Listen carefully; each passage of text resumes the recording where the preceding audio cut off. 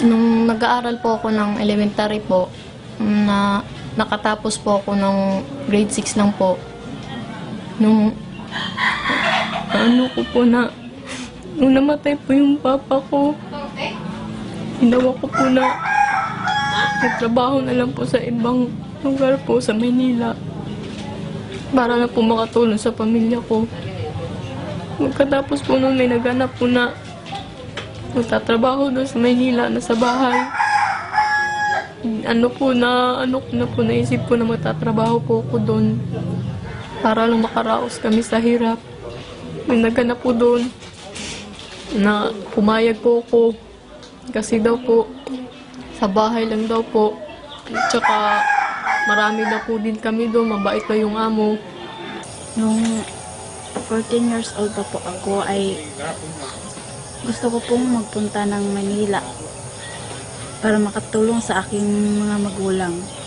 Isang araw po may kumuha po sa akin dito na recruiter po. Sumama na po ako doon. Dati po doon sa Maynila na ko na po, nakapasok kami, natid po kami ng hindi ko po kakilalang tao yun. In-check po kasi. Nung gabi na yun na dumating po ako sa India ay kinuha po ako ng isang tao na para papasok po sa para diyan po ako papasok sa bahay ni iyon. Tapos nung dumating na po ako sa bahay na yun, unang gabi ko po doon, alas 12 po kasi yun ng gabi, hating gabi. Pagpasok po doon sa loob ng bahay, pinahubad po ko. Tinignan yung mga gamit ko. Lahat ng katawan, bahagi ng katawan ko po. Pagkatapos po, pinakita ko sa taas. Pinaantay para makita ng amo namin na babae. Nung nagsimula po ako, pinalinis po ako noon. Hindi ko pa po kasi alam ng trabaho noon.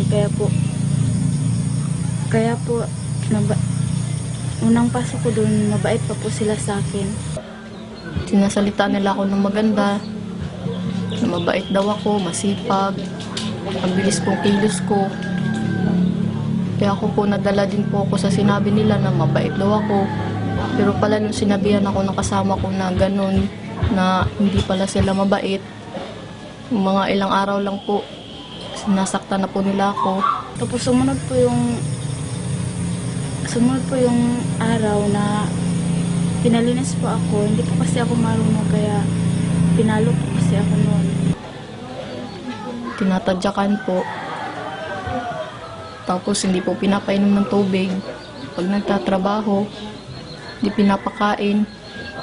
Bawat mali na lang po sa trabaho, sinasaktan. Tinatapunan ng bunot. Pinapalo. Nag-uuntog yung ulo sa pader. Pinapalo po ng bakal. Tinatali po ng kadena.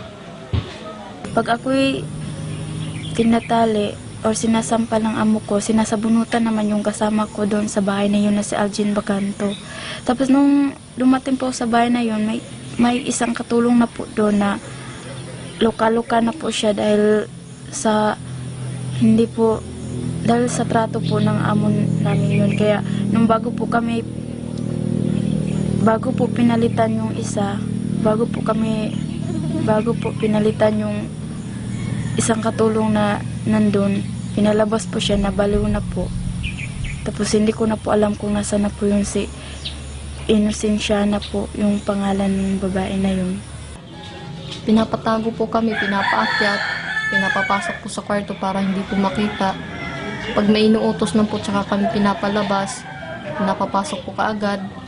Dahil ayaw po nila kami makita ng ibang tao o makausap man lang. Ayaw nila kami manghingi ng tulong.